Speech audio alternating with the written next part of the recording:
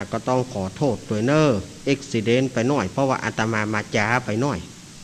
อันนี้เป็นความผิดของอาตมาเองเนาะอาตมามาจ้าไปนิ้วเดียวเปิ่มตอกเดียวเขาว่าวันนี้มัน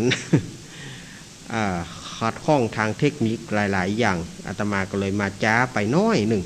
มันเป็นยังมาจ้าก็มาแล้วมาเจ้าก็มาแล้ว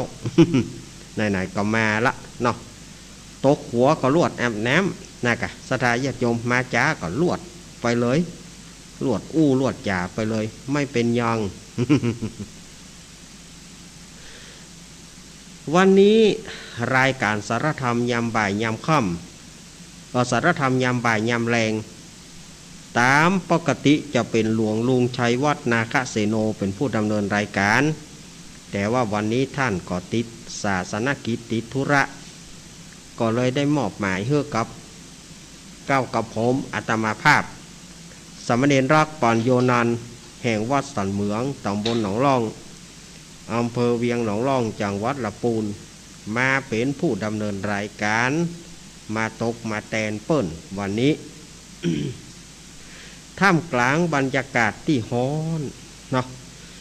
บรรยากาศอากาศที่ร้อนอบอ้าวอาตมาว่าค่าได้บรรยากาศปุ้นนะ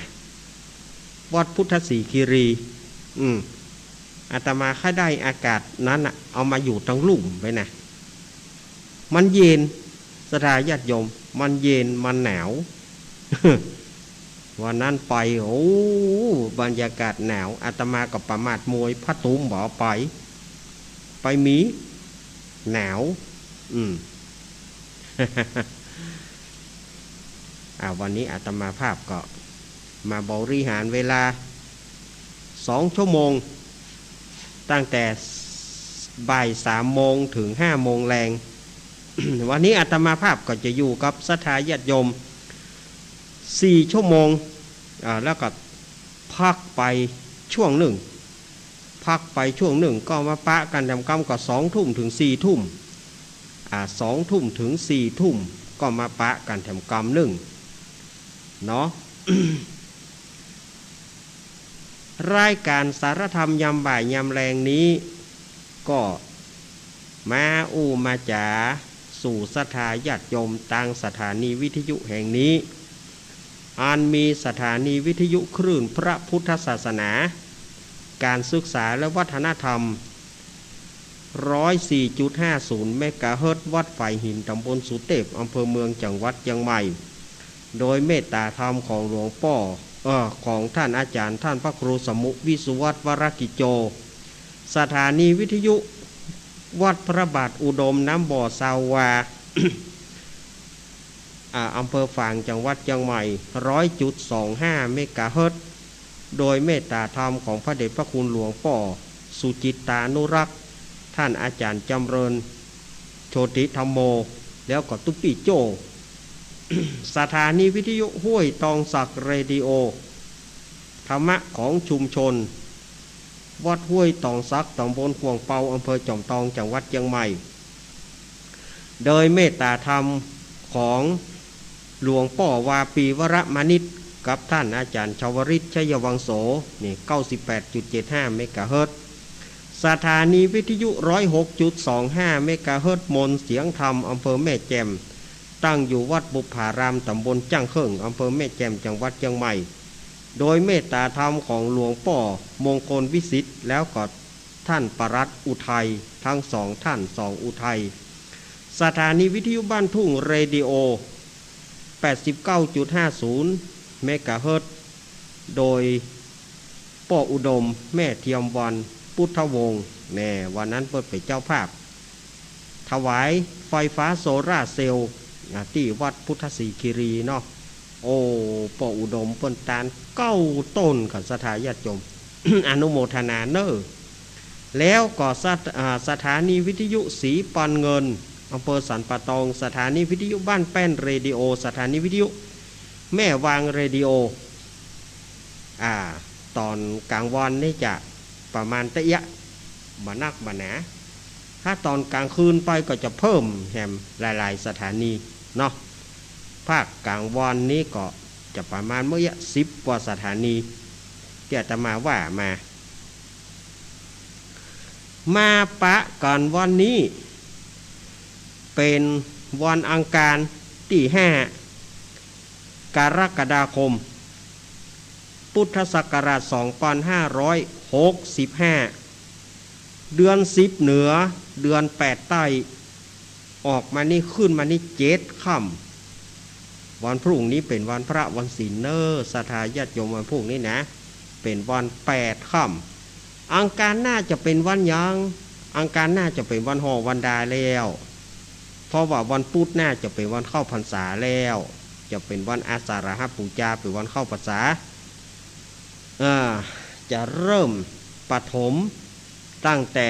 วันพุธหน้าไปต้นไปวันที่13 กรกฎาคมวันอังคารหน้านี้อาตมาก็คงจะได้มาแรงหน่อยคงจะได้มาแรงหน่อยเพราะตังวัดตังวาก็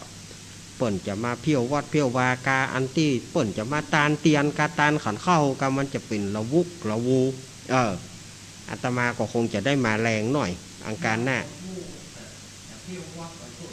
ก็บ่ได้เพียวก็เปิ้นจะมาตานเตียนกะตานขันเข้ากะกะเฮาก็ต้องได้ป่อนปอนพ่องอย่างพ่องตานเตียนตานผ้าอาบน้ำฝนมันต้องจัดวุ่นวือหน่อยอาตมาจะมาแรงหน่อย เนาะแต่ว่าตานเวลาประมาณตานก่อน2 ทุ่มแน่นอนก่อน2 ทุ่มแน่นอนอาตมาก็จะมาจัดรายการ2 ทุ่มเมื่อกับศรัทธาญาติโยม เนาะ ก่อนที่อาตมาภาพจะได้นำเอาสาระต่างๆมามาจากกับศรัทธาญาติโยมนั้นวันนี้อาตมาภาพก็จะได้ขออนุญาตอันนี้ก็ถ้าหากว่าศรัทธาญาติโยมอยากจะร่วมนะถ้าว่าศรัทธาญาติโยมอันนี้เผื่อว่าศรัทธาญาติโยมอยากจะร่วมบุญกับอาตมาอันนี้กรรมการแล้วก็ ท่านอาจารย์ด็อกเตอร์ท่านอาจารย์มหาทวินจารุเตโชด็อกเตอร์เปิ้นก็ มาปรารภกับอาตมาแล้วเปิ้นก็ว่าขออาตมาช่วยประกาศเพื่อมีศรัทธาญาติโยมจะมีจิตศรัทธาอยากจะร่วมบุญในครั้งนี้เปิ้นก็ว่าถ้าว่าเปิ้นศรัทธาญาติโยมอยากจะร่วมกินร่วมทานก็น้อมเจริญปอนได้เน้ออีนะก่อเนื่องด้วยทางวัดอาตมาภาพได้แปลงห้องน้ำที่เหมือนปั๊มน้ำมันเนี่ยศรัทธาญาติโยมห้องน้ำเหมือนปั๊มน้ำมันเนี่ยห้องน้ำเป็นห้องมีฝากั้นโดยมีสุมาเนอร์มีที่เบาที่หนักตัว ก็เป็นเพิ่นได้สร้างห้องน้ำแปลงห้องน้ำมา1 หลังห้องสุขาเนาะสุขาอยู่โหนใดนะเพิ่นได้แปลงห้องน้ำมา1 หลังก็มีรวมมดตึงของคนดีเฮาปอใจไม่ยิงแล้วก็ของคนพิการตัวก็จำนวนอยู่18 ห้องตอนนี้ก็ยังขาดกระเบื้องปูพื้นและกระเบื้องบุผนังตอนนี้นะยังขาดกระเบื้องปูพื้นแล้วก็กระเบื้องบุผนังถ้าศรัทธาญาติโยมอยากจะร่วมทำบุญกับอาตมาภาพถ้าจะเอาเป็นกองหรือว่าตารางเมตรกองละ300 บาท ถ้าเอาเป็นกองหรือว่าศรัทธาญาติโยมจะเอาตามสะดวกจะเอาตามเฮามีเบี้ยน้อยหอยน้อยก็แล้วแต่ศรัทธาญาติโยมเนาะจะได้ก็แจ้งที่อาตมาได้เน้อศรัทธาญาติโยมถ้าว่ามีจิตศรัทธากึศใจได้ตายใจถูกปลูกใจฝังอยากใครห่วมอยากใคร ฮับสักตารางกะหรือว่าครอบครัว1 ตารางกะหรือว่า5-6 คนตารางกะหรือว่าจะฮับคนเดียวตารางกะ2 ตารางกะก็แจ้งกับอาตมาได้เนอะแจ้งที่อาตมาที่หมายเลข089 214 0135 089 214 0135อันนี้ถ้าไผ่จะฮับนะแจ้งอาตมาได้ทุกวันเนอะแจ้งที่อาตมาได้ทุกวันนี่ก็เมื่อคืนวันอาทิตย์ที่แล้วคืนวันอาทิตย์แต่ว่าวันศุกร์ก็มีผู้เปิดปฐมฤกษ์1 ตารางเมตร1 กล่องป้อบุญธรรมแม่แก้วอวดร่างวังเหนือลำปางเปิดฮับมาแล้ว1 ตารางเมตรหรือว่า1 กล่อง300 บาทอนุโมทนาป้อบุญธรรมแม่แก้วอวดร่างเนอะเสียงไข้หัวเปิ้นนี่นะม่วนนะแม่แก้วเหมือนวิทูลกรุณาสดายญาติโยม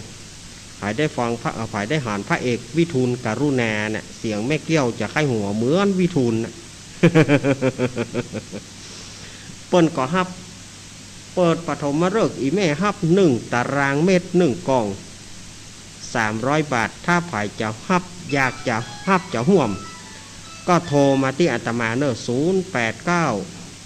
214 0135ถ้าศรัทธาญาติโยมที่มีจิตศรัทธาฮะแม่เพนว่าจะได้เป็นประธานมองด้วยเนอะที่มาถึงกำลังไม่ถนัดครับอ้าวแล้วก็จะมองจะอันจะจ้างของที่มาเพลงนี่เลยครับเนี่ยแม่เพนเพื่อกับครับแม่เพนเพื่อกับปรวนาตัวเปิ้นว่าแม่จะฮับไปสะพานบุญฮื้อถ้าโซนหนองล่องตาจางสีเตี้ยสันปูเลยสีปทุมสีลาพรถ้าเปิ้นอยากจะฮับกับเบื้องปูปืนก็ติดต่อแม่เพนได้เนอะติดต่อแม่เพนสะพานบุญของอาตมาเนอะ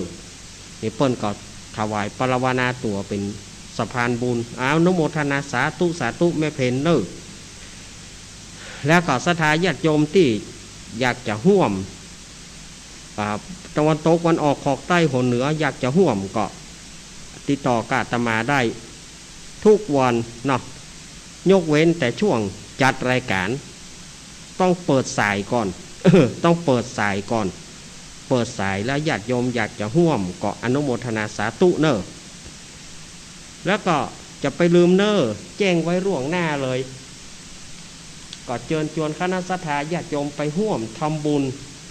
ทอดกฐินสามัคคีที่วัดอาตมานั่นนะวันอาทิตย์ที่6 พฤศจิกายนวันที่6 พฤศจิกายนก่อนเดือนยี่เปง2 วันเนอะศรัทธาญาติโยม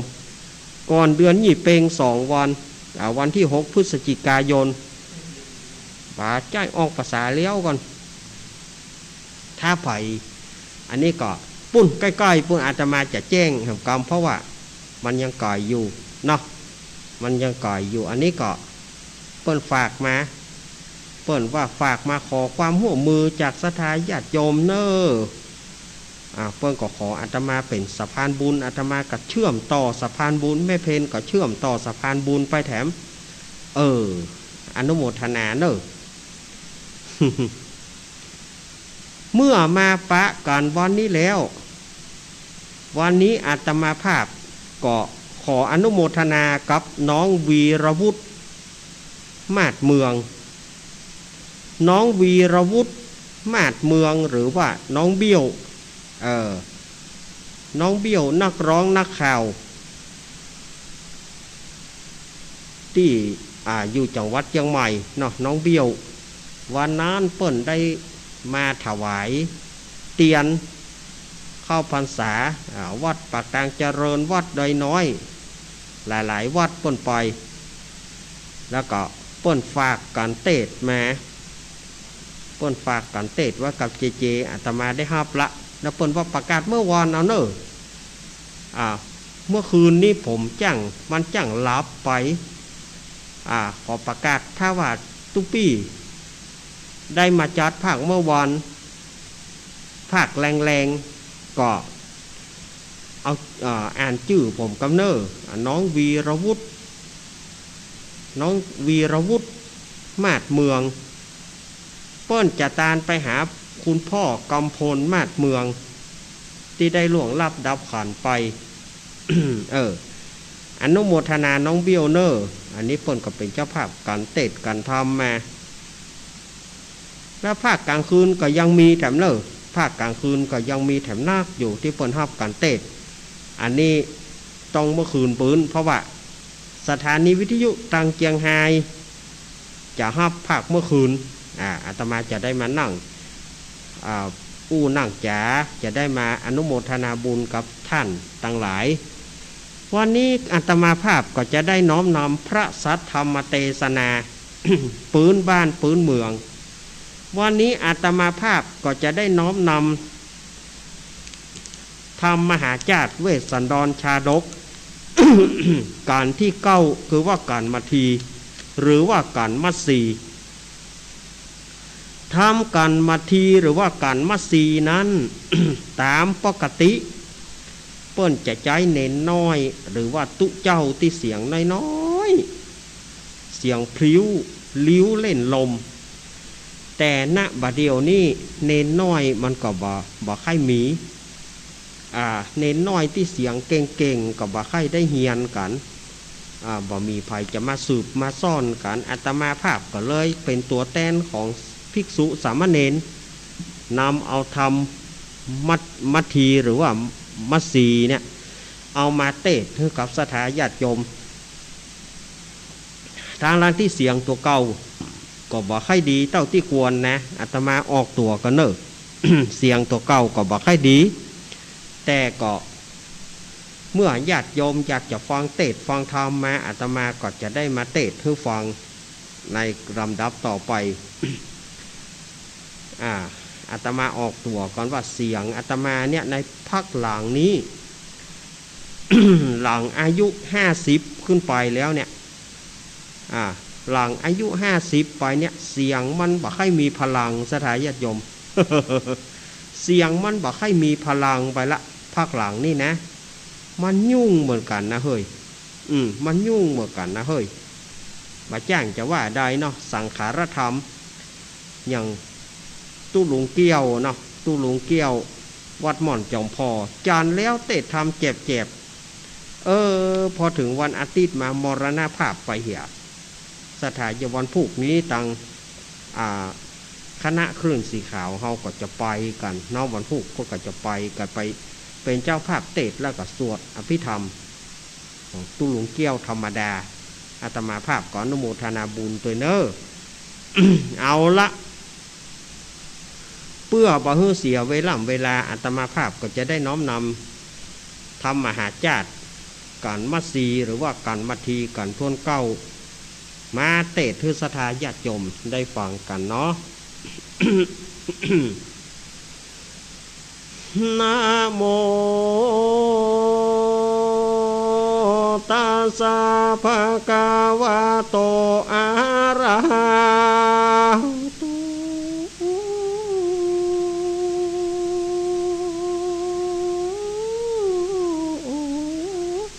สัมมาสัมพุทธัสสะ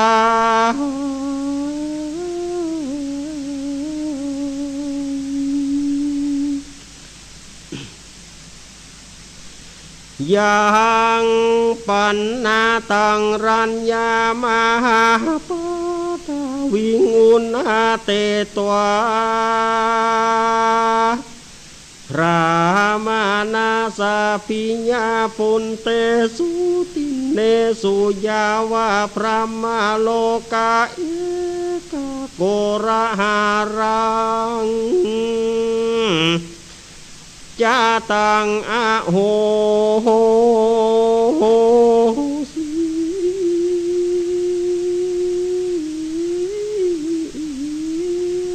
ดับธรรมเทศนามา ถึงมาทีกันทวนเก่าอันพระพุทธเจ้าหากเทศนามาส่วนอันว่าพญาสัพพัญญูตัญญา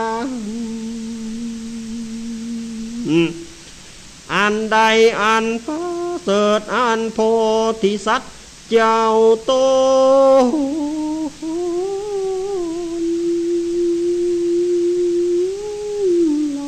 เลิศนะหากพาทานาเอาดังอันพิยาพุนเตสุติเนสุในเมื่อพญาเวทสันตราตุ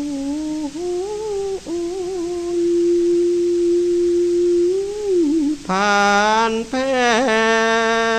วหากภาษาถือลูกเกี่ยวเป็นต้นในการาเมื่อได้ดังอันมหาปัทถวีอันว่าแผ่นพาสุธาอันนาสังขญาว่าได้240,000 โยจานาคานาอุณนาเตก็เฮือคำเขือกร้องไหววันกองไปมาเอกาโกลรังก็เกิดเป็นโกระโหนเป็นอันหนึ่งอันเดียวยาวพระมาโลกาทาหาราต่อเต้าถึงพรหมโลกอะโหสีก็เกิดมีปัทถวีไวยวะวาดโดยได้หือลูกรังอาการราชเป็นตาลแก่พระมานาจารย์ผู้เท่าอันข่มเต้าเขามาขอนนั่นแหละเทวตาอยู่ส่วนว่าเทวดาตั้งหลายมวลหมู่อันทวนนาอยู่หิมมาปานสุตัวได้ยินเสียง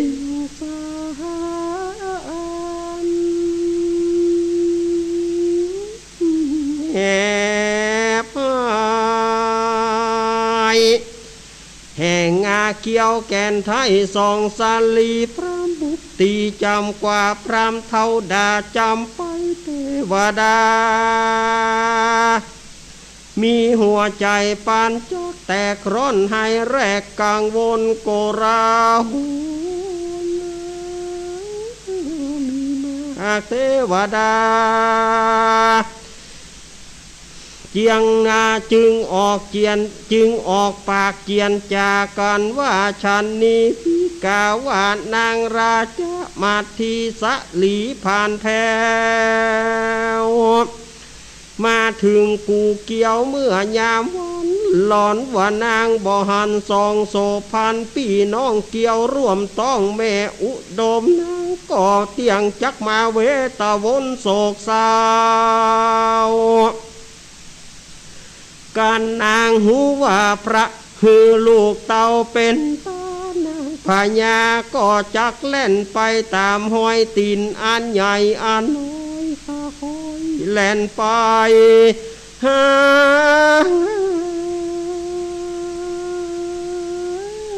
นางพญาก็เตียงจักได้ลำบาก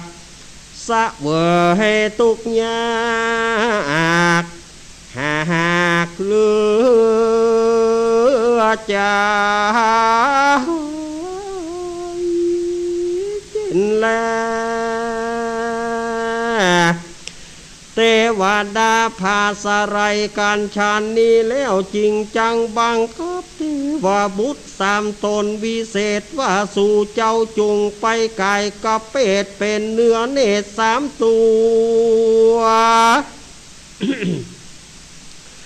อันมีรูปเปิงกัวเคิงกาบปานดังจากกันกาบแต่ดีลีตนหนึ่ง เป็นดังราชสีและเสือโคงห้องเสียงสนนานเนืองตั้งสื่อ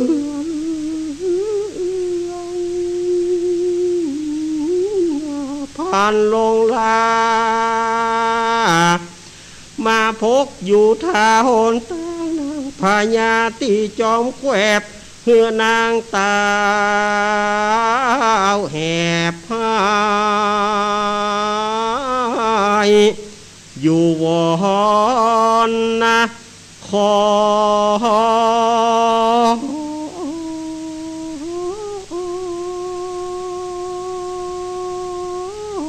แด่เตออันว่าราชาสีและเสือป่ายากันเกี่ยวกว่าดานีปีกาว่านางราชามาทีตายใจขาดจารียุวราชก็เตียงจักตายตามการหางามแว่นฟ้าก็เตียงจักความหน้าสู่เมืองมนจาและนามาตีปีโคส่วนว่านางราชามันทีสะลีแก่นไทยก็มาร้องรามหายฐานัดจา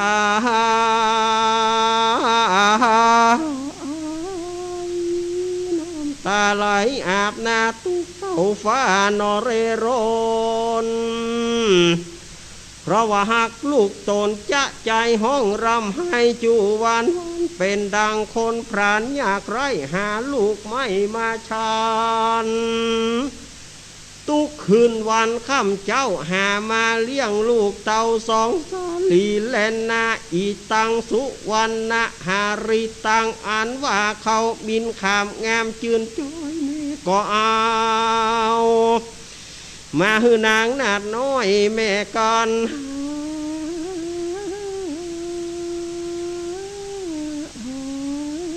กะตังมาขาต้มงามผิวพองแม่ก็เอามาหากินกองจาลีลูกไม่ดีงามแง่สุกแฮมแก่แม่ก็เอามาหาซองสารีโสภาแกนไทยจุงจวนกันมากินลูกไม่อันกูแม่ได้แต่ป่ามานี่แลเตออี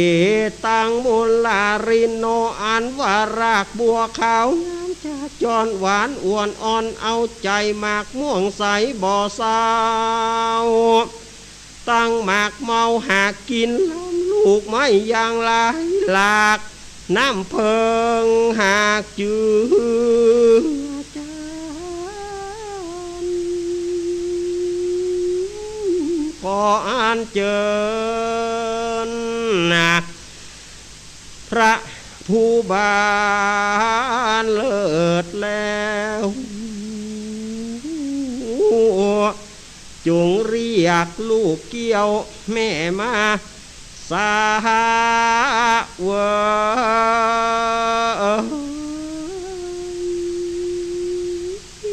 แดเตอปาตุมังจาริโนนามอันว่าดวงบัวบานเลิศแล้วตันจงปันแก่ลูกเกี่ยวจื่อจันลีดอกขามุดีแบ่งซอยตันจงปันแก่ลูกน้อยแม่กันจูมาเนบเกษาและเกตกราวสั่งแลบ่เข้ามาสู่ศาลจากาแต่มหาราชเจ้าตั้งสองก็มาทุกโศกเศร้าเสมอกันเพราะว่าไพรอาธรรมใจบาปละคำราพรากเมืองมาเอาบุตรตาลูกไทยดันป่าไม้ดงตันก็กุมกันอยากพระวิบากแห่งสองบัดนี้นานางปล่อยมาสหาสองสารีลูกเตา เดินออกเข้าตีอาสารมริมจงกรมและโรงน้ำตีไกลกรำโบการะนีตุกนาตีห้อยหาตุกตีตาดเฮวพาตุกร่มคาและจอมปวกตุกบวกน้ำสาระนอง ตั้งหินกองและหินกอตั้งผาจอและผาจันดอยดงตันมัวมืดแม่ก่อไปแอวเปิดกอยก็บหานสองบุตรตาหานาไทยนางก็มารองรามหายสยบตายตายตายตายตาย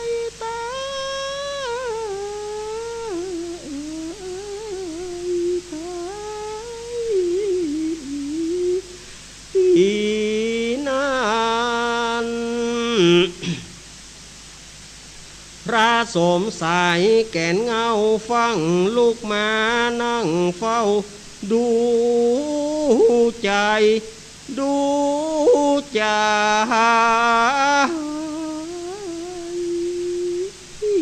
อีนาง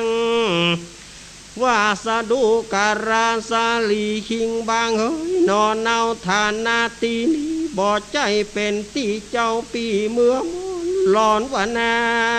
งเมื่อตายในพระนครหลวงใหญ่ขี่ญาปีจักเลิกสร้างทรงสการ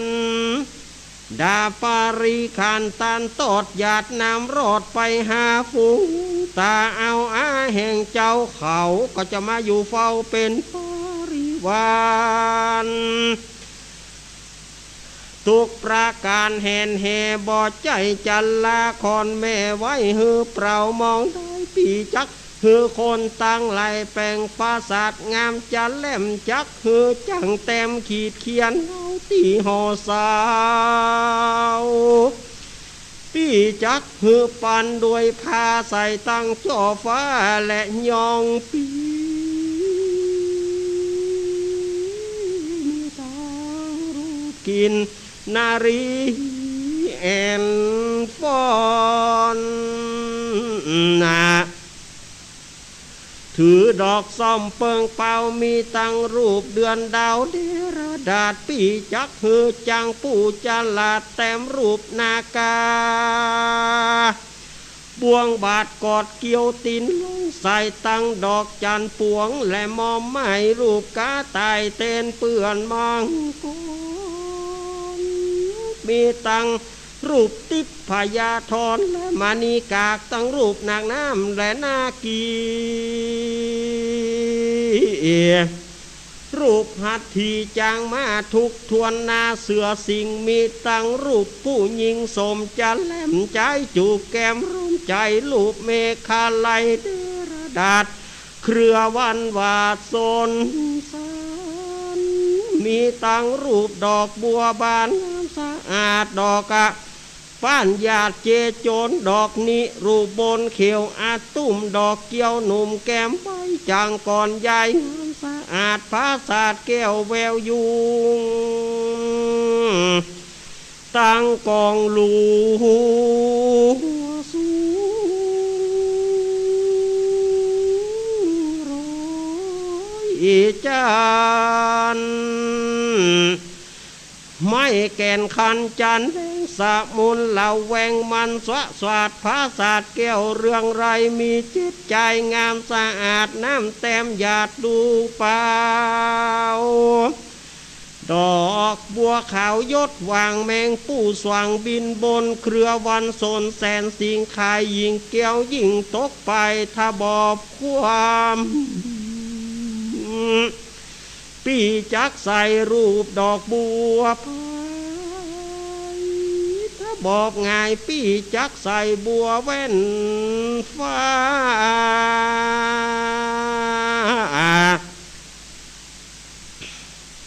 ตันตีสดนาจักใส่ไรวงตั้งประตูปีจักแต้มรูปเทวดา ปีจังอาแต่มารูปเทวดาประนมมือไว้อยู่ซอนหลอนล้างพ่องจังฮือถือจากก่อนนะลางพ่องจักฮือถือจามอนไกวกดแกว่งถือชัดแก้วเร่นดูดีตั้งจามารีแควนยิ่งไตฟ้าคิงดูคานเพื่อจักส่งสาการ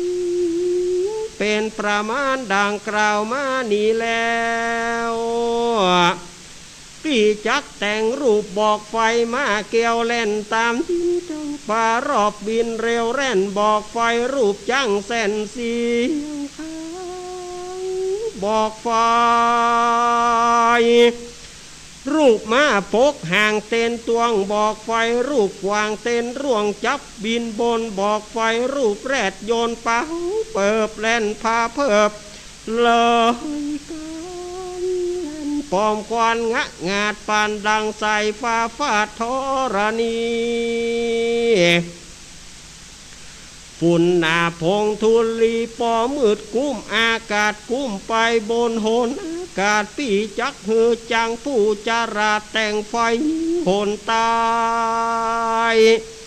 ปีจักแต้มรูปนางสิงอยู่คอยทาขึ้นขี่ม้าหยาดยิงบนโหนวันตุปีจัก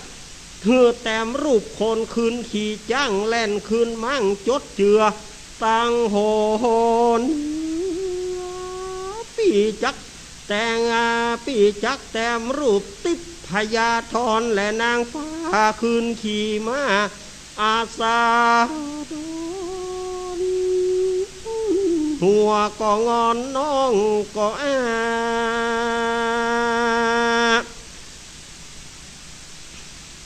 แล่นขึ้นฟ้าไปบนแล่นสาสนสาศาสตร์แล่นขึ้นภาศาสตร์ยามเดียวแล้วรีบเร็วขึ้นเจาะคงภาศาสตร์แก้วเจาะแล้วแล่นลงมานางเทวดาขึ้นเจาะแต่แต้นปืนภาศาสตร์แก้วไฟมาแก้วแบ่งเป็น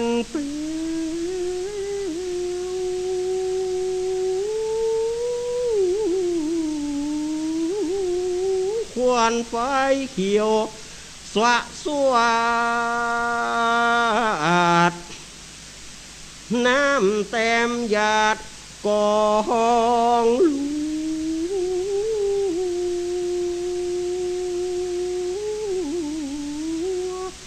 ควรไฟมัวจะจูนะสารวัตรขึ้นกลางหาวปันดังดาวยัน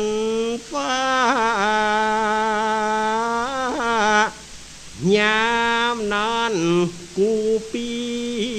จากเงยงา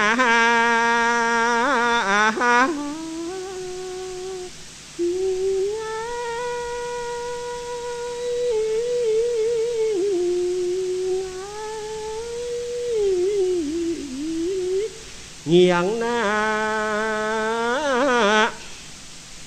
แล้วก็พอเล็งดูขึ้นป้าผู้ตกลงมาป้าปังลูกผู้หลังไหลตามบอกไฟพระเนียงงามย่อมปานเขาตอกเต้นป้าพายไฟสางดอกน้อยคุยดอกซอยเจจนสามโปกหล่นหลวงแตกไฟมาแก้วแยกเป็น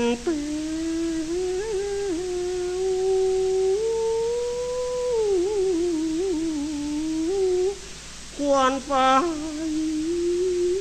เขียวติดจอฟ้า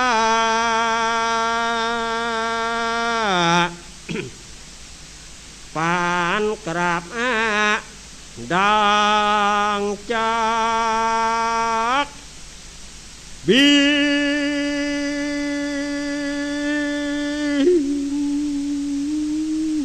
บลมมาลมกีดกี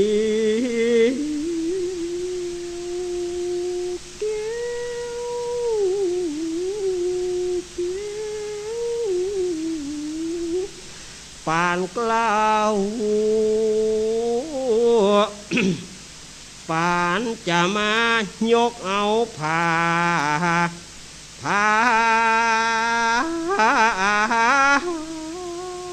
ศาสตร์เจ้า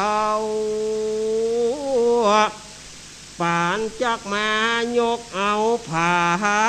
ศาสตร์แม่เหาะเหินมือ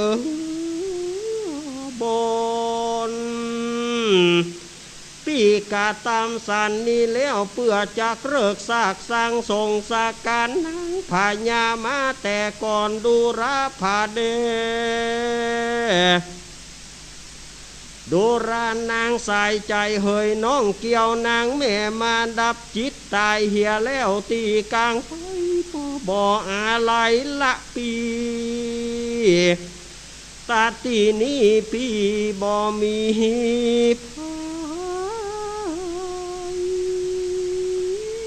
เป็นกลางดงไพรป่าไม้ตาก็มารองรามหายเรียกขวัญเรียกขวัญนางว่าลุกก็ลุกมาเตอะนางราชมาที่ยอดบุญนะขวัญว่าลุกก็ลุกมานางราชมาที่เฮยเมียมิ่งว่าลุกก็ลุกมาเตอะเมียรักยิ่งเสมอขวานเจ้าอย่าไปราโดงนะปากกว้างขวานเจ้าอย่าไปอยู่จิมแรดจ้างและหมูแดงควันเต้าแม่อย่าไปล่าสาวไปอยู่ผาสะแกและเด้น้องเงือมทำ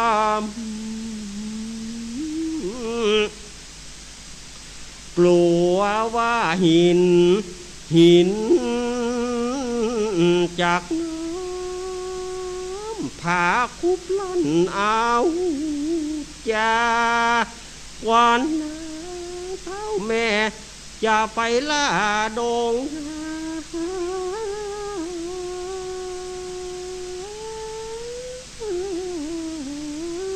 กลางอรัญญาเถื่อนทองขวานเจ้าอย่าไปอยู่ผาเตดในโขงเขตท้องกิลีอีดงขวานนางนอเต้าอย่าไปอยู่จิ๋มผีคนกะว่าลิงลมจอนแจขวานเจ้าอย่าไปอยู่จิมตามและกวางทารายปนควางนอเต้าอย่าไปอยู่จิมเห็นแม่ป้องปอนเอว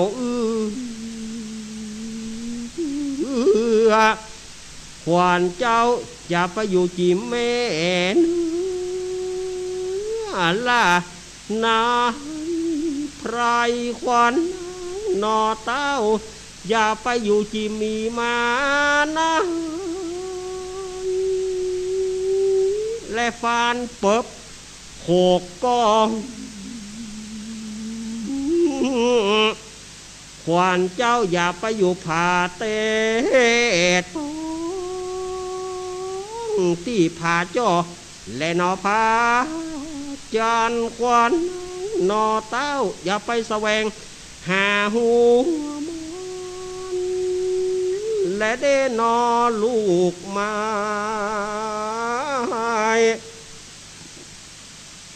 เพื่อจะเอามาเลี้ยงสองเกี้ยวแก่นไทยเป็นดังอาจูหวานว่าลูกก็ลูกมาเตอะเนอนางราชามาที่ยอดบุญควันฐานาที่นี้บ่ใจเป็นที่เจ้าปีเมื่อมนว่าลูกก็ลูกมาเตอะเนอนางมาที่ผิวอ่อนเฮยแม่คอกลมตกปองเต็มว่าน้องบ่ยองก็หักดูงามตาตีนี้นะก็เป็นอารามป่าไม้บ่ใจตีเกี่ยวแก่นนาไทยแม่กวนมาตา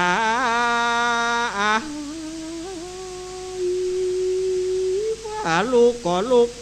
มาเตอนางชมชายเฮยกู้ป้องการว่าได้ยินเสียงกูปีเอิญเรียกขอขวัญมาตีนุชจะนาดน้องจงรีบตื่นคือมาตีโคส่วนว่านางราชมาตีสะหลีแปนแผวนางก็มาสยบตายไปหน่อยหนึ่งแล้วนอเกี่ยวแม่ก็ขึ้นมานางพญาก็มากลัวเป็นบาปโดยอันบ่สุภาพกวนรายนางก็มาย่อมือกราบไหว้ซึ่งพระบาทไทยปูทรว่าการแต่พระเวสสันดรเฮยเจ้าก้อยวันนี้ข้าลูมอนน้อยขอสู้มาเหตุว่าพระราชาได้มาถูกต้องตนการนัดน้องราชมันทีขอพระพานีภัยโพดจงอดโตดโพดแก่ข้าเมียกรรมพระปีปางเดียวนี้แลเตอข้าแต่พระมิ่งเมืองเฮยเจ้าคอยบัดนี้ลูกน้อยราไปไหนขอพระจอมใจบอกข้าว่าไปรีนาอยู่โหนนั้นจ้ามหาสัตโตส่วนว่าพระมหาสัตเจ้าจริงจาตันเล่ากรรมดีว่าดูระนางราชมาทีใส่ใจกูปีนางจุงตังนากลีดาฟังส่วนว่าสองกูมันห่อเนาปีก็ฮือสองเพื่อเจ้าเป็นต้นแก่พระมนาเท่าแก่อันลูกแต่บ้านมันมาเข้าสู่ศาลาเถื่อนทองมาขอเอาสองเจ้าพี่น้องแต่วันแลพิคาเวทุการาภิกุตังในเมื่อพญะเมื่อนางราชมาทีอันเป็นลูกสาวสรีพัญญามตราชมียศอาจหรือจะมีโสภณาแรบร้วนเนื้อถูกทวนสุกุมารมีปาริวารแวดล้อมแห่นแห่ออมไปมานางก็มาปัตตาอนุโมทนาด้วยศรัทธาใสบ่อสาวอันว่าพญาเวสสันทรเจ้าปราศาสหากหือลูกรักอาคาราชเป็นตาอิติ อุตตาปาการหน้าก็มีด้วยปาการฟังกล่าวมานี้แลนามาตีปาปังที่ตังขีญาสังวันนาวิเศษจาห้องเหตุธรรมมาตีกันทวนกาวอ่านประดับประดากถาเก่า10ประกาศก็มาบังกลมสมเรศสเดชสาธุสาธุสาธุโอ้สถาญาติโยมเฮยด่าใครบ่รอด อาการน่าเป็นห่วงเนาะการเตะบาเดียวแต่ก็หลอดมาอยู่สถาญาติโยมโอ้สถาญาติโยมเลยเวลามา2 นาทีเอ้าอาตมาภาพกระเดียวก็ปั่นปอนเนาะเจ้าภาพน้องเบี้ยววีรวุฒิมาดเมืองกำเดียวก็เอาปอนเนาะตอนนี้อาตมาภาพจะพักช่วงหนึ่งกระเดียวอาตมาพักผ่อนสักกำเดียวกระเดียวอาตมาภาพจะมาวันนี้จะมีอะไรอย่างเดี๋ยวก็ว่ากันเนาะช่วงนี้ขอเจริญปอน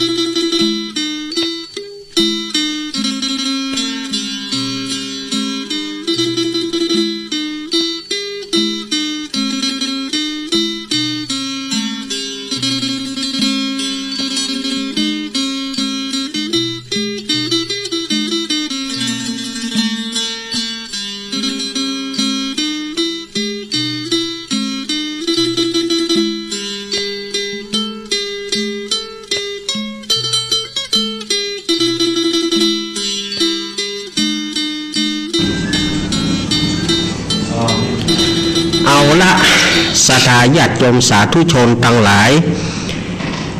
อาตมาภาพก็ได้พักฉันน้ำไปหลังจากได้เตศน้ำเตศธรรมเพื่อฉลองศรัทธาน้องเบี้ยววีรวุฒิมาศเมืองเปิ้นก็ว่าขอภาคกลางวันเนอะภาคกลางคืนนี่มันจังไปอิสราเอลไปอิสราเอลแล้วก็ไปอียิปต์ไปเลบานอนไปอิสราเอลแล้วก็ไปเลบานอนจากเลบานอนแล้วก็ไปอียิปต์จากอียิปต์แล้วก็ไปอาหรับ ถึงต้องเข้าท่าดีแต่ไปหลายประเทศรถน้องเบี้ยวนี่แต่ไปไหนก็จ้างเต้นหน่อมเป็นอย่าง เอาละศรัทธาญาติโยมตั้งจิตตั้งใจเอาปอนเนอร์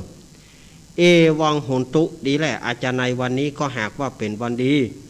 สารีสุภามังการะหันประเสริฐล้ำเลิศยิ่งกว่าวันและยามตั้งหลายบัดนี้หมายมีนายวีรวุฒิมาศเมืองพร้อมไปด้วยตังญาติพี่น้องญาติมิตรทั้งหลายกุคนก็ได้ปากันสรงของฝ่ายตกแต่งพร้อมนำมายังจตุปัจจัยไตรยทานมวลฝูงนี้เปลือกจากแม่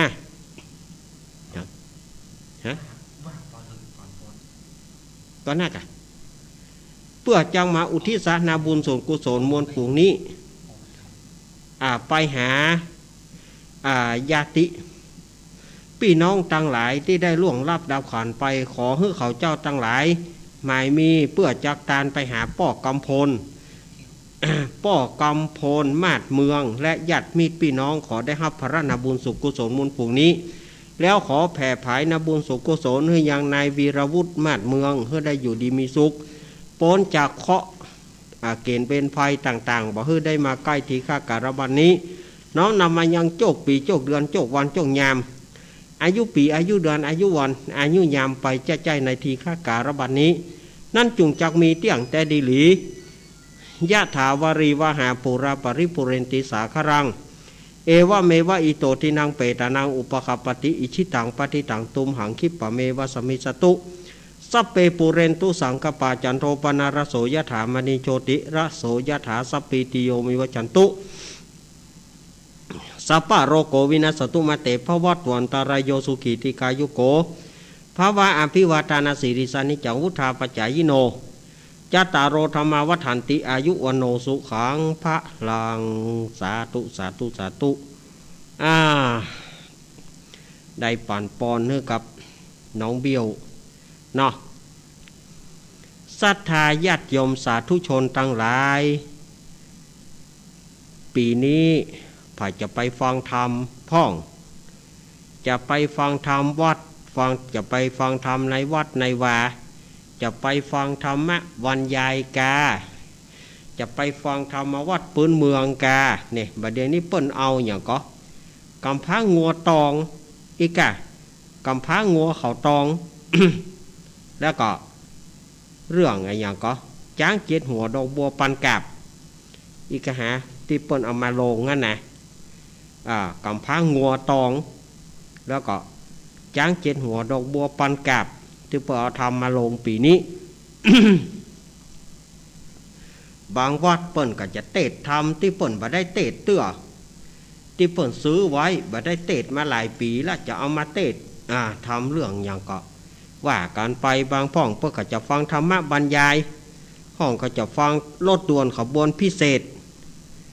ฟังทางคณะธรรมทูตเปิ้นจะมาเตดน้ำเตดธรรมเมื่อฟังตั้งแต่เข้าพรรษานี้ไปขออนุโมทนาศรัทธาญาติโยมสาธุชนคนดีเฮาทุกท่าน อย่างตั้งคลื่นวิทยุของเฮาคลื่นสีขาวก็จะมีเหมือนกันว่าเปิ้นจะได้นิมนต์ครูบาอาจารย์มาเตดน้ำเตดธรรมแต่ส่วนจะเป็นวันใดนั้นถ้าฟังทางท่านผู้อำนวยการฟังทางท่านบิ๊กบอสก็แล้วกันเปิ้นจะเอามาเล่าให้ฟังเนาะศรัทธาญาติโยมพ่องก็เกียมบะเป้าไว้ละห้องก็เกียมบะเป้าเนี่ยพ่องก็เกียมตอง โอ้ศรัทธาญาติโยมจากใกล้วันห่อวันดานี่นะมันถึงเป็นอากาศจื้อเนาะ สมัยตะก่อนเนี่ยโอ้ฝนอ้อยหน่อยนะโอ้บรรยากาศเข้าพรรษาพอถึงช่วงนั้นก็เป็นฤดูฝนเต็มตัวแล้วเนอะ ฤดูฝนเต็มตัวละก็คือฤดูฝนวสันตฤดูเข้ามาเต็มตัวละก็น่าจะเป็นช่วงหน้าฟ้าหน้าฝนไปทางใดก็ยากแล้วเนอะเพราะว่าช่วงกลางพรรษาเนาะเปียพ่องเจ๊พ่อง ก็เนี่ยได้มันก็อดเอา 3-4 เดือนสถาญาติโยม3-4 เดือนก็มันก็จะก่อยดีไปเนาะนี่ก็สถาญาติโยมก็จะไปลืมเนอะเข้าพรรษาเข้ามานี่ระยะเวลา3 เดือนสถาญาติโยมก็จะได้มีโอกาสจะได้ไหว้พระหับศีลไหว้พระหับศีลจะได้มีโอกาสฟังธรรมกันเพื่อชำระจิตใจชำระความมัวหมองในจิตในใจเฮาใครจะไปนอนวัดนอนวาก็ได้ ผู้ที่บ่ได้ไปนอนวัดนอนวาโดยว่าไปยากก็นั่งภาวนาที่บ้านก็ได้สถาญาติโยมอันนี้ก็มีสถาญาติโยมเปิ้นก็ถามมาว่ากรณีเฮาบ่ไปวัดได้ก็เฮาบ่ไปวัดเฮาจะขอนั่งสมาธิที่บ้านได้ก็ได้มันก็ได้เหมือนกันนะแต่ว่าจะให้มันสะดวกก็มันก็อาจจะ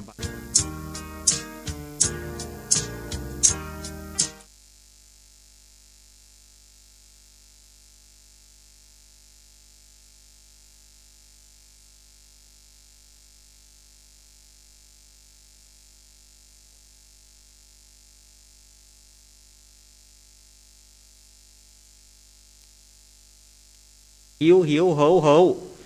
ตัวก็มีการเปิดเพลงตึงตั้งเดือดกันเยอะย่าเยกยักลดกาโคนกาสุมาที่อาจยมเนอะหมาไล่คบกันกา มันอาจจะบอกค่อยสะดวกเท่าที่ควรถ้าว่าเขาจะเงียในบ้านแต่อันนี้ถ้าท่านไปวัดได้นะถ้าท่านไปวัดได้ก็ควรไปวัดไปเพื่อว่าเราจะได้พบปะครูบาอาจารย์จะได้แนะนำจะได้สวดมนต์ปากันสวดมนต์ไหว้พระหับศีลแล้วก็สวดมนต์กรวดน้ำไหมตาลไปหาญาติกาตั้งหลายในสถานที่วัดมันร่มรื่นหน่อยเขานั่งสมาธิก็บ่มีอย่างมารบบ่ค่อยมีอย่างมารบกวนถึงมีมันก็มีน้อย แต่ถ้าในบ้านนี้แน่นอนนะสถาญาติโยมในบ้านนี้จะให้มันสะดวกเหมือนวัดมันก็บ่สะดวกเตือกับละอ่อนรู้เข้าสุดโดย เตือกับละอ่อนตายายมอนเตือจะนั่งสมาธิมันก็บ่เป็นสมาธิละอ่อนก็จะมาลู่ฟังนิทานมอนเล่าแหละ ตาเล่านิทานยายเล่านิทานหมออ่านก็ให้งอแง่พ่อแม่เดือดพ่องยังพ่องมันก็บ่ค่อยสะดวกนะถ้าอู้ถึงในบ้านนะแต่ถ้าอู้ถึงที่วัดมันก็สปายะแต่ถ้าการณีอีพ่ออีแม่ที่ไปบ่ได้โดยชราภาพโดยติดตังติดเตียงอันนี้ก็มันก็จำเป็นอีแม่จะภาวนาได้ก็อีแม่นั่งบ่ได้ก็ภาวนอนนะกะแม่เอ๋ยภาวนาบ่ได้ก็ภาวนอนนั่นเลยนอนเลยนอนแล้วเราระลึกพุทโธไปเพราะเปิ้นเอาสอนคนตายไปใจกันแม่ไปกึดอย่างอันนี้แม่ไปกลัวอันนี้ อย่าไปกลัวกันถ้ากรณีเขานั่งเขานอนพุทโธถ้าเขาไปก็ไปสู่สวงสวรรค์ชั้นฟ้าคือจิตใจเขาบักโน้มเนียวบักเอ็นเอียงไปทางอื่น จิตใจเฮาจะบ่โอนเอียงไปทางอื่น เปิ้นเฮ็ดตั้งพุทโธเป็นสารณะพุทโธธัมโมสังโฆก็ว่าไปเฮือยึดเอาเตี้ยวทั้งสามเป็นสารณะแม่มันต้องไปกึดไอ้หยังอีแม่นั่งภาวนาบ่ได้ก็ภาวนอนไปเลยภาวนอนฮะแล้วก็ระลึกพุทโธก็ได้สัมมาอรหังก็ได้ต้องปองหนอต้องยุบหนอก็ได้แล้วแต่แม่ แล้วแต่โยมพ่อโยมแม่เขาที่ได้เฮียนมาเนาะอันนี้อาตมาภาพก็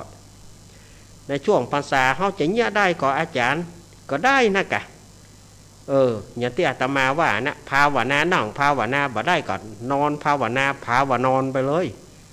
แล้วก็ระลึกพุทโธพุทโธไปเอาบ่ต้องคิดไอ้หยังพุทโธธัมโมสังโฆอย่างก็ได้ไม่ก็ว่าไปสบายใจสบายมือแม่เอ๋ยเนาะ จิตใจเฮาก็จะได้ปลอดโปร่งอีแม่นอนอยู่กับเตียงเนี่ยบ่ได้นั่งบ่ได้พุทโธอย่างสะเตื้อแม่ก็นอนภาวนาฮะกะนอนระนึกพุทโธจิตใจเฮาจะผ่องใสเนาะแม่เนาะในภาษานี่กูเตื้อมมีไผบอกให้อีแม่ก็หายใจขว้างไปบ่ได้ลองระนึกใจเอาพุทโธพุทโธมันอาจจะบ่ค่อยสงบแต่ก็ยังดีกว่าที่เราจะบ่ได้ยะอย่างเห็นเลยดีกว่าจะบ่ได้ยะอย่างเห็นเลยดีกว่าบ่ได้มันจะมีประโยชน์กว่ากันนักแม่นอนภาวนาพุทโธพุทโธพุทโธไปใจธัมโมไปใจสังโฆไปใจอันนี้เราจะมีความสุขเนาะที่มันเป็นโรคเครียดกับอีแม่ติดตั้งติดเตียงป้อมได้ไปไหนพ่องก็ให้พ่องก็หุยพ่องก็ไข้ตายพ่องก็ไข้ตายแต่เนอเป็นบ่ม่วนบ่งานแม่ลองเอา เอาที่อาตมาว่าตะเกียนอนไปตัวก็กึดพุทโธพุทโธไปตัวอาตมาว่าจิตใจแม่จะได้สว่างเนาะจิตใจแม่จะได้สว่างสวัยอาตมาว่านะแม่เขาลองทำเนอะลองทำพอเนอะในภาษานี่นะบ่จำเป็นต้องในภาษาก็ได้ทุกวันไปที่แม่รู้สึกบ่ม่วนใจท้อใจไอ้อย่างต่างๆแม่ลองนอนนั่นนะพุทโธพุทโธมันจะไอ้อย่างกับเจ้ามันเขานึกใจพุทโธพุทโธตลอดเวลาจิตใจอาตมาว่าจิตใจแม่จะสว่างสวัยเนาะ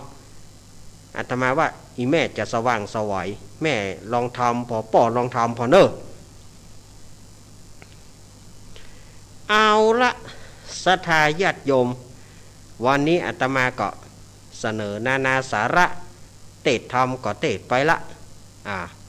สาระก็เล่าไปละเอามาเล่นละครบ่ เล่นละครเพลงบ่ศรัทธาญาติโยมวันนี้ไอ้ก้อนเปิ่นไปบวชเถอะละเปิ่นบ่ได้มาเปิ่นไปบวชเถอะละลุงอ้ายเปิ่นก็ได้เป็นป่อตุใหม่หั่นเปิ่นก็ว่าวางนี้ลุงอ้ายอาจจะบ่ได้มาที่สถานีเจือเนอะเพราะว่าต้องไปอุปถัมภ์อุปถากตุลูกอีหล่ะลุงอ้ายว่านะอย่าได้ก็คณะละครคณะอื่นมาเล่นกำเนออาตมาก็มีตัวช่วยเนาะตัวช่วยละคร อันนี้ยืมเจ อันนี้นะเอาเจเป็นตัวพระเอกแก่กรรมเมื่อก่อนอาตมาเล่นเมินละเรื่องนี้ตั้งแต่รู้สึกว่าตั้งแต่ไปกะหาบนวัดพระธาตุโดยน้อยเวลากะหาเมื่อ91แล้วเนี่ยอาตมาเล่นเตื้อหนึ่งนะละครเรื่องนี้วันนี้อาตมากลับมาเล่นละครเกี่ยวกับเนาะเอาละตัวช่วยมาละ ตัวช่วยมาเรียบร้อยวันนี้เจ้าละครเรื่องยังชาวคณะเกตทิพย์คณะเกตทิพย์แต่ ขอเสนอนิยายรักที่เต็มไปด้วยความจนข้นแค้นในเรื่องลูกผู้ชายชื่อเจเจและ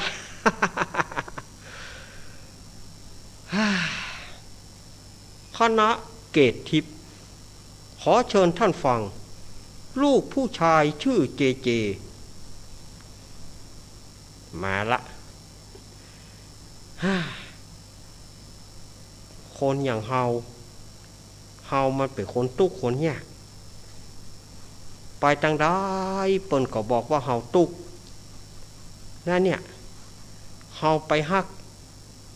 ลูกสาวของป้อเหรียญเปิ้นก็รังเกียจเฮาตอนนี้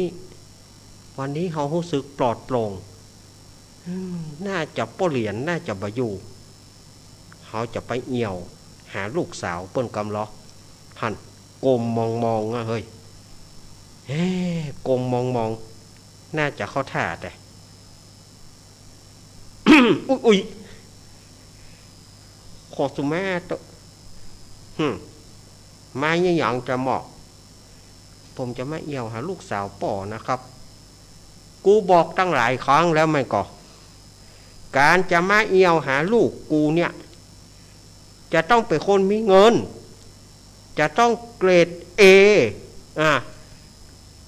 เกรดเซตยังสูงเนี่ยปุ้นประตูมาทางใดก็ไปทางนั้นไปเลยไปป่อครับผมฮักลูกสาวป่อนะครับฮักแล้วยังไงมึงจะเลี้ยงลูกกูได้กะป่อครับคนเฮาก็ต้องอดทนไปก่อนกัดกินก้อนเกลือไปก่อนผมมันคนตุกจะแย่จะได้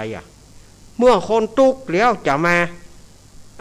เมื่อคนตุกแล้ว จะมาฮักลูกสาวคนรวยแล้วจะเอาคนรวยไปตุกมันเป็นไปบ่ได้จะกัดกินก้อนเกลือมันหมดยุคสมัยแล้วป่อครับขอให้โอกาสผมสักครั้งหนึ่งวันหนึ่งนะผมอาจจะมีเงินก็ได้บ่มีทางบ่มีทางคนอย่างมึงน่ะจะมีเงินมีทองฝันไปกะฝันไปอย่าได้มันก็บ่มีหรอกไปประตูมีปุ้นลูกสาวกูรับเลี้ยวมาตั้งใดไปตั้งนั้นเฮ้ยไปป่อครับผมเป็นคนนะครับผมไม่ใช่หมาป่อมาไล่อย่างอี้ล้ำเหลือไปมาตั้งใดไปตั้งนั้นฉลากเฮ้ยป่อครับวันนี้ผมอาจจะตุกป่อเพื่อป่อทมถุยได้สักวันหนึ่งป่อต้องยอมรับผมเป็นลูกเขยอย่างแน่นอนผมไปแล้วครับป่อเหรียญ5 เกกูชื่อเหรียญทองมาบอกกูเหรียญ5 เกไปฉากเฮ้ยป่อไล่ผมเต๋อวันหนึ่งป่อจะต้องหารความดีของผมจะต้องเป็นลูกเขยป่อเพื่อได้ถ้าบ่มีทางno way ซะเวิร์นเวอร์คนเฮาเนาะตุกใบตุกบอดบ่เอาละเขาจะเขียนจดหมายไว้ในฉบับหนึ่งกันเดียวน้องต้องมาอ่านนี้แน่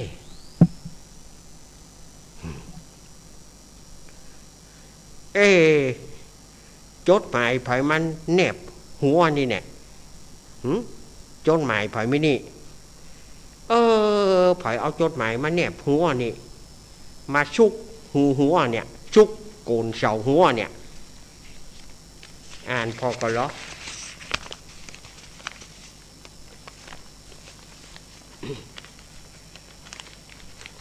เดี๋ยวก่อนเนอะดูพอกันเนอะ อันนี้เรามีลายเชนไผ่เนี่ยงามเหี่ยวเรางามพี่ลี่กว่า ยิ้มก่อนอ่านตาหวานก่อนเปิดยิ้มเสียเถิดเปิดแล้วค่อยอ่านไอ้ยะสำเนียงคารมคมหอกคารมคมคายน้องพี่มันโจรมากถ้าน้องรักพี่จงหนีพ่อถ้าไม่งั้นพี่ก็ไม่ได้น้องเป็นของพี่มันโจรอย่าลืมนะรักพี่จงหนีพ่อพี่จะรออยู่ที่หน้าต่างคืนไหนคืนเดือนมืดพี่จะสวมเสื้อยืดไปคอยน้องนางคืนเดือนหงายพี่จะไม่ไปหาเพราะกลัวพ่อเมียจะเอาปืนมาวางรักและจริงใจเสมอจากพี่เจบาเจนี่กะทำโมสังโคกฮะ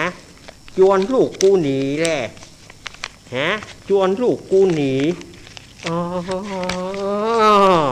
เอาดีเงาแต่ฮะรักพี่จงหนีพ่อกะรักพี่จงหนีพ่อกะฮะรักพี่จงหนีพ่อ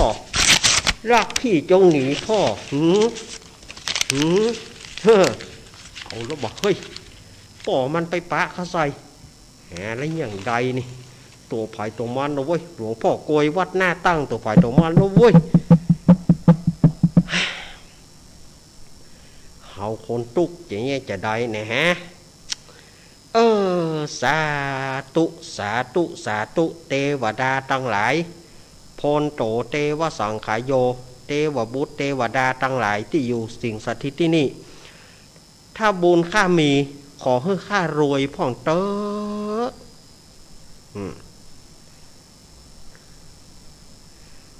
ยามนั่นเหมือนเทวดาจะหูก็เลยลงมา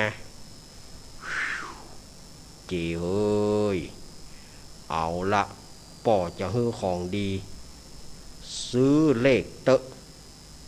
ซื้อเลขอย่างก็ได้แล้วเจ้าจะถูกแล้วเจ้าก็จงไปขอสาวตามที่เจ้าปรารถนาเนอป่อไปละ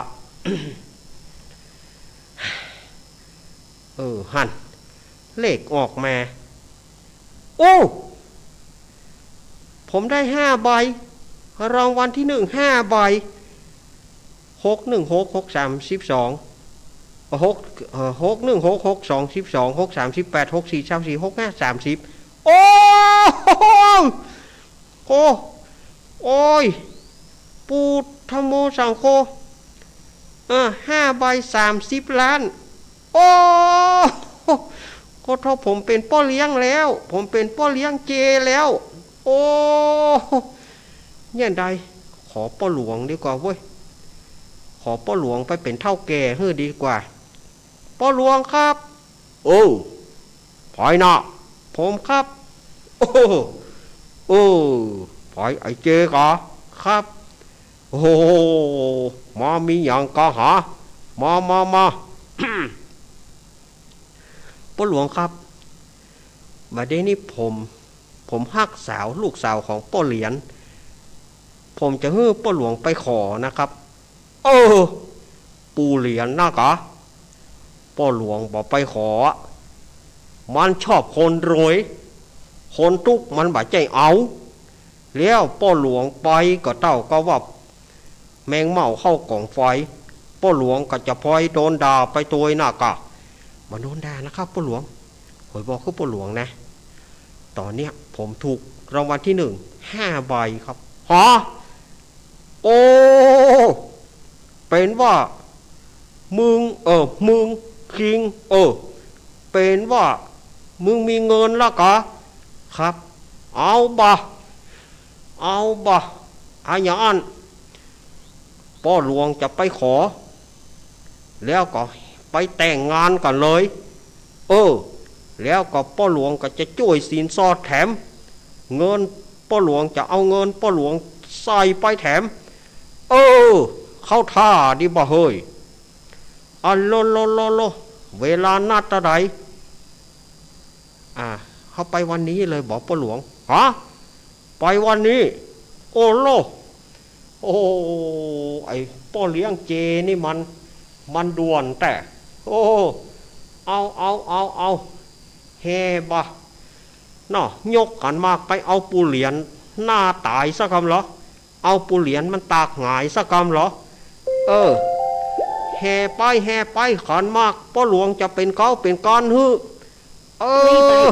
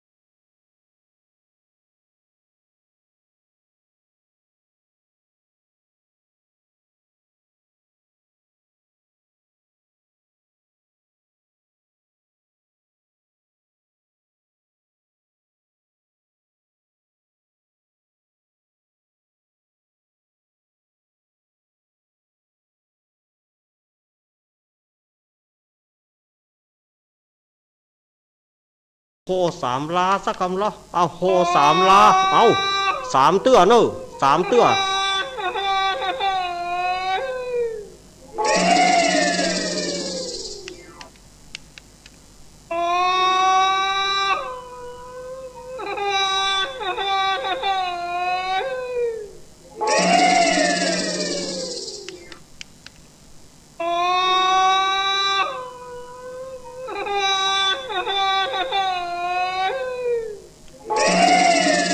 โอ้ไอ้ยังกันนี่ฮะ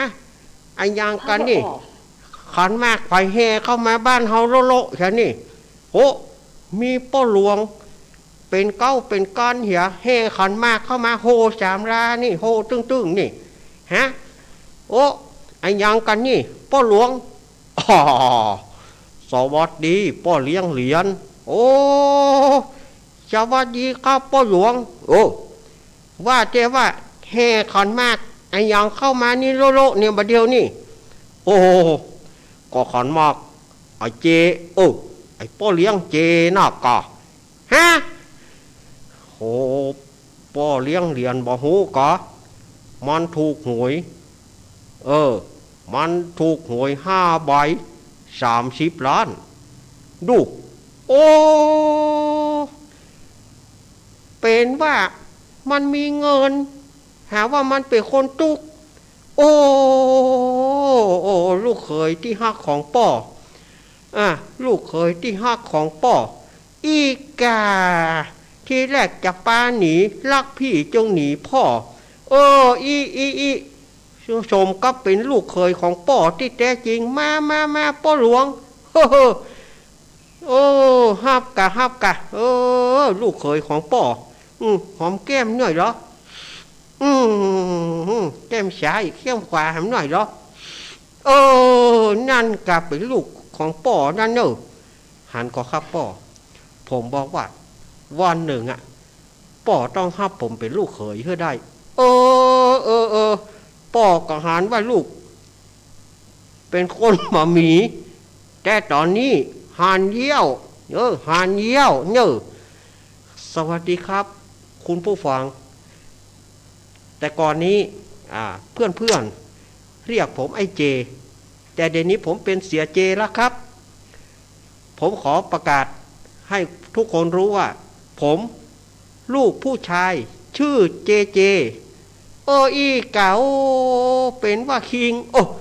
เป็นว่าพ่อเลี้ยงเจนี่รักมีเงินแต่ขอเฮอยู่กันเนอะอีน้อยผ้าขี้ริ้วห่อตองเนอะอี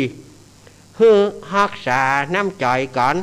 อยู่กันไปตั้งแต่เมินเนอะไม้เท้ายอดตองกับไม้เท้ายอดทองกับบองยอดเพชรเนอะลูกเนอะเนี่ยเนอะเปิ้นว่าเนี่ยปอเรียนคนโบราณเปิ้นว่าคนหายก่อนดีลุ้นคนตุกก่อนจังมีจังรวยลุ้นป้อเรียนจะไปนับได้นับดูถูกนะครับป้อหลวงผมขอโทษป้อขอโทษนะลูกเนอะป้อขอโทษนะลูกป้อเคยได้ดูถูกลูกป้อขอโทษวันนี้ลูกมีเงินมีทองป้อพอใจนะลูกเนอะพอใจละเนอะป้อ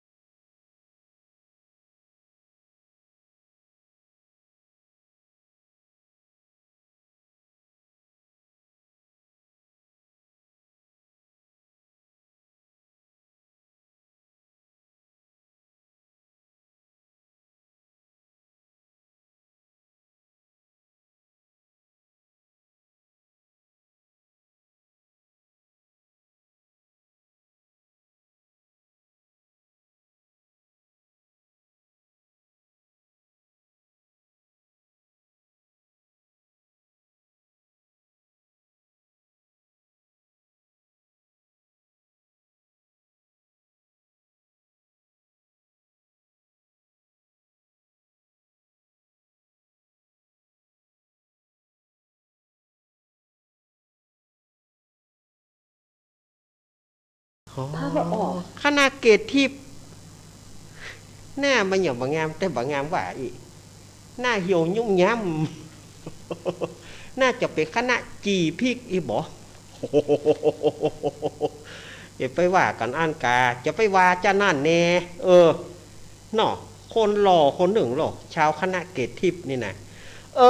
ศรัทธาญาติโยมเหยอาตมาเอานี่ก็เป็นอุทาหรณ์สอนใจคนเฮาจะมั่งจะมีจะเนี่ยอาจจะชั่วจะดีจะมีจะโจรเนาะก็คนเหมือนกัน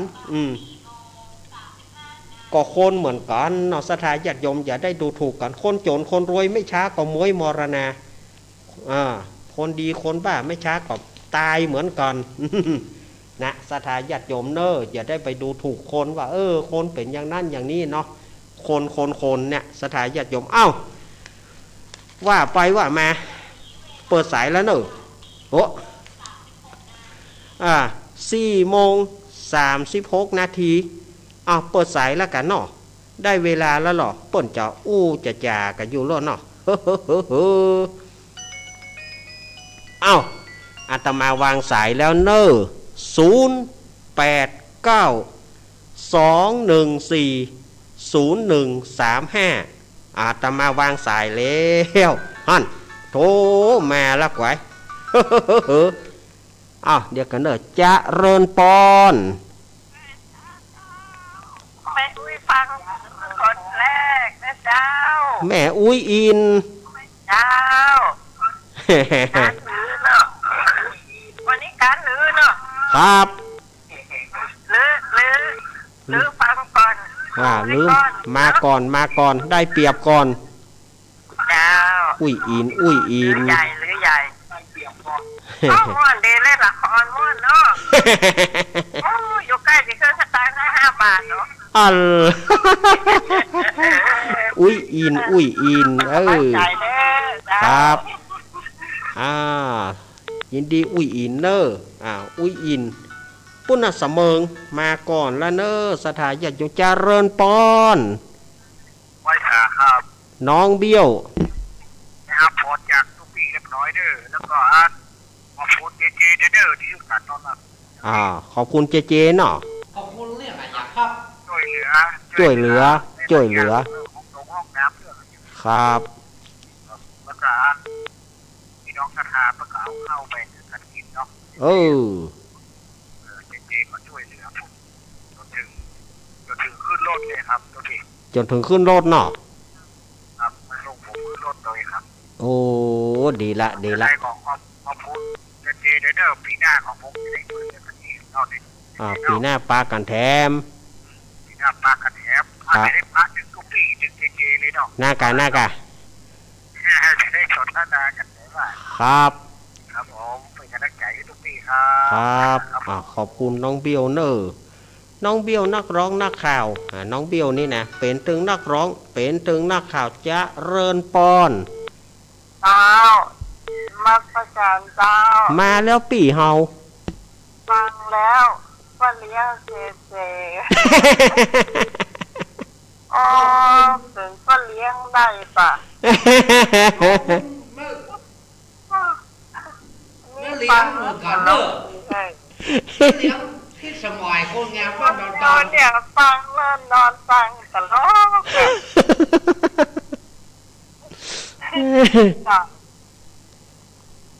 ทั้งที่วันนี้เจอเรื่องเข้านักกะวันนี้นะครับว่าบอกว่าเมื่อคืนบื้อนี่จะเล่าเสียออกก่อนเนาะครับรอฟังบื้อกันครับถ้าเราไม่ได้เจอโทรบอกเจเนาะครับผมเตรียมเนาะยินดีปีเนอร์ครับพี่สมัยมาแล้วพี่สมัยของเฮาหัวหน้าทีมงานธรรมะคลายเครียดสถาญาติโยมเสาร์อาทิตย์3 ทุ่มถึงเที่ยงคืนเนี่ยอาตมาก็อยู่ในกลุ่มป่นตัวอาตมากับแจมไปตัวนักเล่านิทานจะเริญปอนแม่สีทอนแม่สีทอนว่าจะได้หาแม่สีทอนฟังชัดเจนเลยลูกเหลินวันนี้เตะทำม่วนขนาดเตะทำม่วนกะม่วนขนาดสุดยอดเสียสุดยอดเลยโอ้ได้ใครบ่ไหวฮะแม่เฮยแต่นะได้ยินถึงเดินแล้วลูกเหลินเตะน่ากะม่วนจะเตะเลยวันนี้ขอบคุณเนอะจ้าสบายดีจ้ะลูกเหลินสบายดีแม่ฝนตกจ้ะบ่มีจ้ะ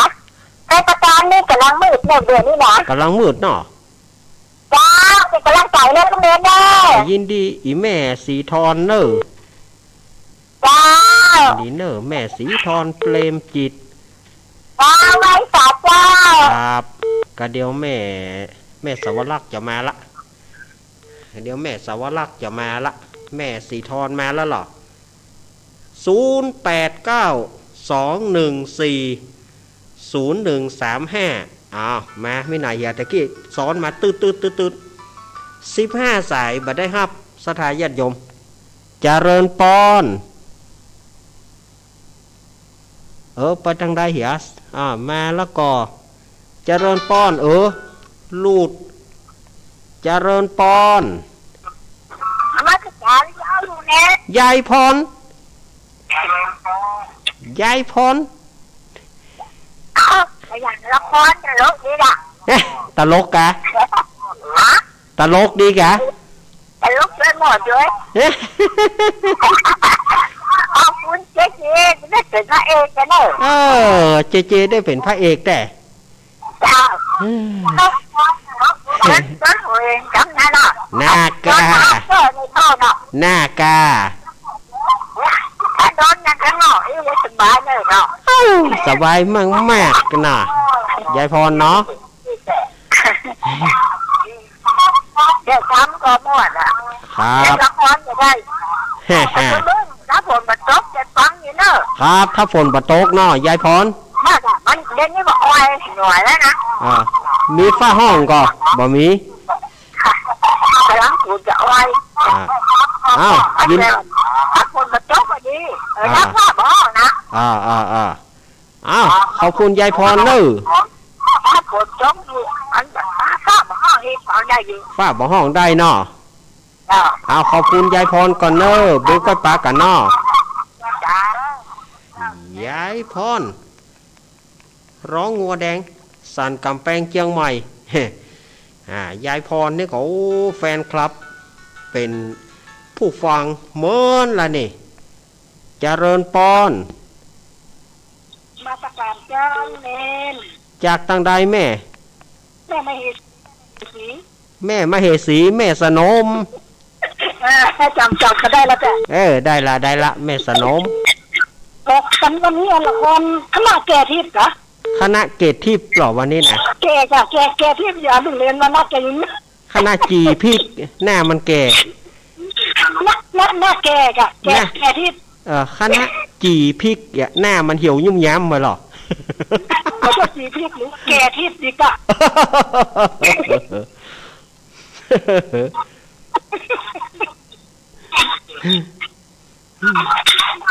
มันตึงมีหั่นหมดเหรอแม่เหย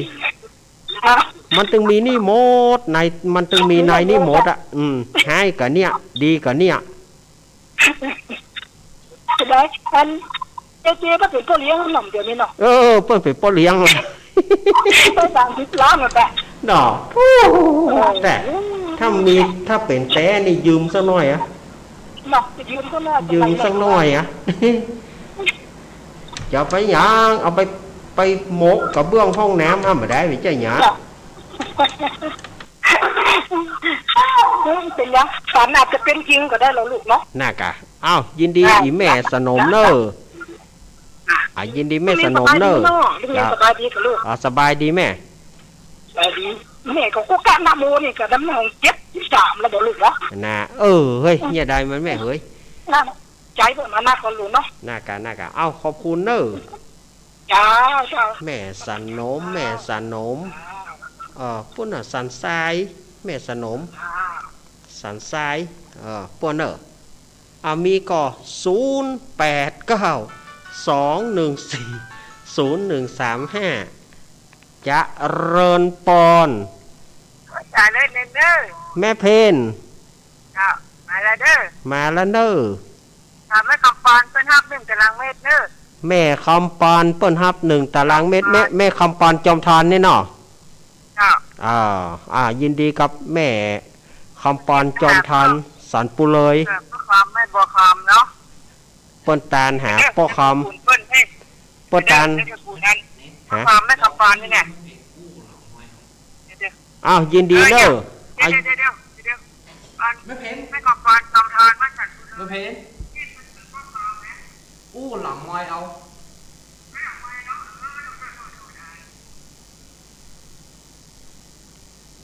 นี่ก็ศรัทธาญาติโยมเนาะนี่ก็มาละ2 กล่อง 2 ตารางเมตรมาละ2 เมตรละก็ยินดีเนอะศรัทธาญาติโยม ก็เนาะเขาคือว่าปวกมันเริ่มจากจิกปิกเข้าหาจอกปอกจากจอกปอกมันแปลงไปจกปกจากจกปกมันแปลงไปจุกปุกมีก็0892140135มีก็โทรเข้ามาเนอสถาญาติโยมเพราะว่ามีไหนเฮียมดตะกี้มีไหนมด มีไหนเฮียมดนี่ตะกี้มากันโลตะกี้0892140135เนาะจะเริญปอนอันนี้แม่บัวพัดฟังอยู่นะแม่บัวพัดมาแล้วบึดเตะทำอยู่เนาะบึดเตะทำอยู่น้ำมนต์ตัวเนาะน้ำมนต์ตัวเดี๋ยวน้ำมนต์ตัวแม่เก็บพักตัวฟังตัว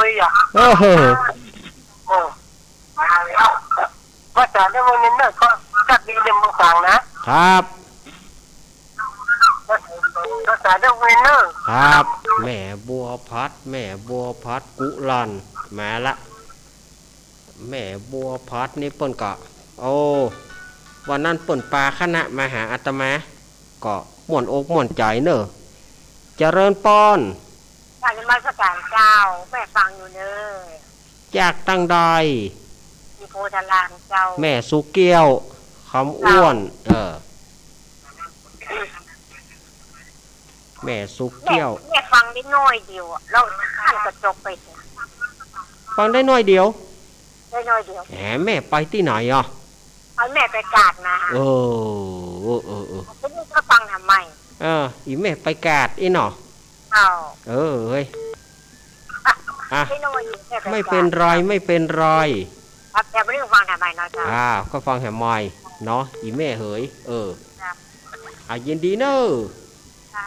แม่สุเกี้ยวศรีโพธารามมาแล้วก็เดี๋ยวแม่สุเกี้ยวศรีลาพรจะมาแม่สุเกี้ยววางสายเฮ้อกามอีกอะจะเริญปอนแม่จันสมมณีจากกาดแม่สาวแม่อายจำเบอร์ไปได้แม่สมมาพี่มาบ้านหมู่2พี่จ้ะไปแม่สมแม่จันสมฟังอยู่นะขนาดละติดตามขนาดเนาะเจ้าบื้นเมื่อคืนแถมยังเมื่อคืนบื้นแถมคืนบื้นกับถ้าเอาน้ำมนต์เนอะเจ้าเอาท่าน้ำมนต์เจ้ายินดีแม่จันสมเนอะแม่จันสมมณีจากมาละฝางแม่อายมาละฝางแม่อายแม่ปราณีวันนั้นแม่ปราณีว่าก็ปอนทั้งคนอื่นพ่องแน่เมื่อใดก็ห้องหาแม่ปราณีก็ใหญ่ก็ห้องหาแม่น่ากำว่าจังโหแล้วมันต้องไปโกดหลายเตื้อแล้วโกดเตื้อเดียวก็พอแล้วศรัทธาญาติโยมสาธุชนทั้งหลายนี่ก็ศรัทธาญาติโยมก็มาฟังกันเนาะวันนี้อาตมาก็บอกค่อยมีสาระอันอย่างต่อได้มาตกมาแตนเปิ่น มาแตนหลวงลุงมาแตนหลวงลุงแล้วคืนบื้นนี่เป็นรายการของเฮาแต่ถ้าเป็นรายการของเฮาดูตั้งว่าหาเหมาะเฮาดูตั้งดูตั้งสวดหาเหมาะ มีอยู่ก็หาตะกี้30สายที่บ่ได้ฮับตะกี้ธโมสังคัง มันฮับบ่ตานแหน่30สายสถาญาติโยมฮับบ่ตานสักกำเอามามีก็มีโทรเข้ามา0892140135มีก็หาถ้ามีก็โทรเข้ามาแถมเนอ วันนี้สายห่างลึงถ้าเมื่อคืนนี่มันลู่ก่อนนะแล้วกับประโจมอาตมาแถมนะถ้าเมื่อคืนกับประโจมอาตมาแถมว่าอาตมาฮักเบื้องหย่ำแคมฮักเบื้องหย่ำแคมฮักคนนั้นจางคนนี้อย่าไปว่าให้ก่อนนะเพราะเมื่อคืนเนี่ยอาตมาตึงว่าเมื่อคืนเนี่ยมันนักมันหนามันมากันรูปเมื่อมันมากันรูปแล้วอาตมากับบาจ้างเยี่ยใดผายมาก่อนก็ได้ก่อนผายมาก่อนอาตมาก็ฮับก่อนผายมาหลังอาตมาก็ตามคิวเจริญปอนกราบนมัสการครับไอพงมาแล้วไอพงป่าสร้างมาแล้วโอ้วันนี้นี่ฟังกันทีโอโตน้ำตาแต่ย่อยเคยเล่นในฟังอย่างนี้กันเจอแล้วฮันมึนในอย่างนี้เจอเนาะน่ากะเคยฟังครับสถานีไหนครับมีอย่างนี้กันเจอโอ้น้ำตาจะย่อยอะไรกับฟังเสียงกันย่อยเสียงโอ้มวยโหนเนาะไอ้กับน้ำตาจะตกโอ้อุ้ยขอบคุณไอพงเนอะโอ้ฟังกันละครกับโมนนะครับน้ำมืดเข้ารถนะคะถ้าว่าเข้ากี่โมงก็7 โมงทุ่มนึงก็เข้า2 ทุ่มเนาะ2 ทุ่มก็ครับก็จะฟังอยู่นะครับครับขอบคุณไอพงเนอะเป็นกำลังใจนะครับไอพงป่าสร้างขอบคุณเนอะไอพงบ้านแซมไอพงบ้านแซมเขานี่ก็เปิ้นฟังรายการ104เปิ้นก็ฟังนะไอพงเขานี่นะเจริญปอนมาจากครับเล่นครับป่อหลวงวินเล่นละครจนนี้แหละเข้าตาเลยป่อหลวงวินกันโทษเจ้ามาละฮะครับน่ากะฟังอยู่เนาะป่อหลวงวินเนาะกำลังใจครับครับเอาขอบคุณป่อหลวงวินเนอะเอาละสถาญาติโยมเหยอาตมาคงจะได้ทิ้งทวนได้อีกก่อนเพราะว่าอาตมาก็ป้วนเนอะแฮมปื้นเนอะคืนปื้นเมื่อคืนปื้นก็2 ทุ่มก้อยปะกันใหม่เดียวต่อจากอาตมาภาพก็จะเป็นท่านผู้กองชัยพรเปิ้นจะมีสาระต่างๆมามาจ๋าตลอดจนถึงเพลงถัดจากนั้นเวลา6 โมงจะเป็นท่านพระครูปรัตน์ณัฐพงศ์ทิตาวุฒศิริกับน้องนายชินดานัยใส่ใจถึงน้องนายยินดีเนอะเปิ้นได้รับรางวัลเปิ้นได้รับรางวัลยินดีกับน้องนายชินดานัยใส่ใจด้วยเนอะลูกศิษย์ของท่านอาจารย์ท่านพระครูปรัตน์ณัฐพงศ์บื้นเปิดก็มามาจ๋าเปิดจะมาเตะน้ำเตะทำแล้วต่อจากรายการของเปิ้ล2 ทุ่มถึง4 ทุ่มก็ปะก็อาตมาแถมรอบ1วันนี้อาตมาภาพจะอยู่กับศรัทธาญาติโยม4 ชั่วโมงเต็มอาตมาก็ยินดีกับศรัทธาญาติโยมที่เปิดวิทยุรับฟังกันด้วยดีเสมอมาเอาไว้คืนบื้นปะกันใหม่สำหรับศรัทธาญาติโยมที่จะเอาน้ำมนต์ที่ว่าจะเอาน้ำพระพุทธมนต์จะเอาน้ำมนต์ก็เกียมไว้เลยเนอะเกียมไว้เลยเอาใส่ปุ่มใหญ่ๆไว้ถ้าเอาขวดนี่มันก็เดียวมันก็หมดเอาใส่ปุ่มละไว้นะเอากินพ่องอาบพ่องตามเจตนาของศรัทธาญาติโยมเนอะเอาละอาตมาอำลาศรัทธาญาติโยมไปก่อนเอาไว้คืนบื้นปะกันใหม่โชคดีจงเป็นของศรัทธาญาติโยมทุกท่านจัตตารโอธรรมาวัฏันติอายุวันโนสุขังพระลัง